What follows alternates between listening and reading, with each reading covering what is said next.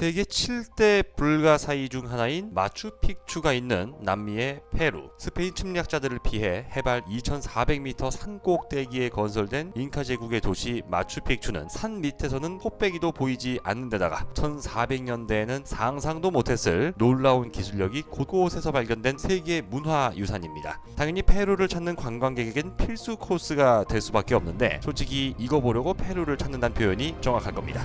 1911년 미국 예일대 하이럼 빙엄 교수에 의해 전 세계에 알려진 마추픽추. 이 문화유산 덕분에 페루를 찾는 외국인 관광객은 2003년에 100만 명을 넘어서게 됩니다. 그때부터 급격하게 늘어나면서 2018년에는 4배 넘게 증가한 441만 명으로 페루 역사상 최대치를 기록합니다. 그런데 유적지 하나로 관광업 한번 제대로 해보겠다는 페루 정부의 야심찬 계획에 한 가지 문제가 발생합니다. 그것은 바로 공항. 현재 마추픽추를 방문하기 위해선 가장 가까운 거리에 쿠스코 공항을 이용해야 하는데요. 문제는 이 공항이 활주로가 달랑 하나밖에 없는 미니 공항이란 사실입니다. 비행기가 자주 뜨고 내리질 못하니 마추픽추를 가려면 페루 수도 리마나 볼리비아 수도 라파스를 들러서 소형 비행기로 갈아타는 불편을 겪어야 합니다. 또 하필 공항이 이렇게 도심 한복판에 있는 바람에 활주로를 늘리려면 동네를 갈아엎어야 하는 거지 같은 상황입니다. 그래서 페루 정부는 아예 큰 공항을 하나 더 짓기로 마음을 먹게 됩니다.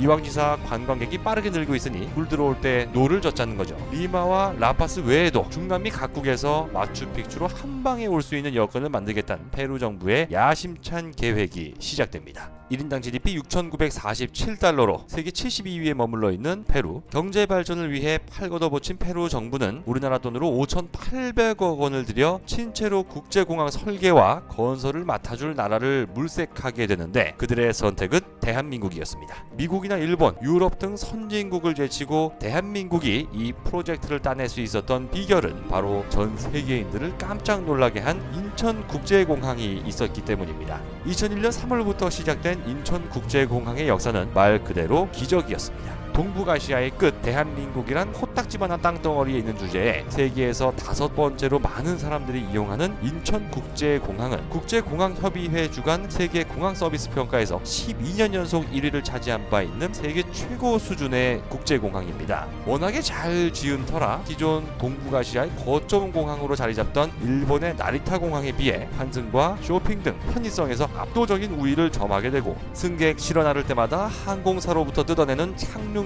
또한 일본 나리타 공항의 5분의 1 수준으로 후려치면서 국제 항공사들도 나리타 공항 대신 인천 공항으로 더 많은 비행기를 띄우게 됩니다. 아차 싶었던 일본은 나중에 가서야 운항 횟수를 늘려주면 착륙료를 깎아주거나 아예 받지 않겠다며 사태 수습에 나서지만 항공사와 고객 모두에게 훨씬 더 편한 인천 공항을 따라잡기엔 역부족인 상황입니다. 이러한 사실을 모를 리 없는 페루 정부는 그들의 관광산업, 국가의 돈줄이 달린 친체로 국제공항 건설을 책임져줄 나라로 대한민국을 선택했습니다. 5년 뒤 완공되면 이 공항을 통해 450만 명 이상의 여행객을 처리할 수 있게 되는데 2018년 기준 페루를 방문하는 연간 관광객을 모두 다 수용할 수 있는 규모입니다. 이제까지 비행기가 없어서 마추픽추를 가지 못했던 전 세계 관광객들에게도 개발도상국으로 발돋움하려는 페루에게도 희소식이 아닐 수 없습니다. 한편 우리나라 또한 처음으로 공항 건설 수주에 성공하면서 세계적으로 급격히 증가하고 있는 항공 인프라 산업에서 새로운 먹거리를 찾게 됐습니다.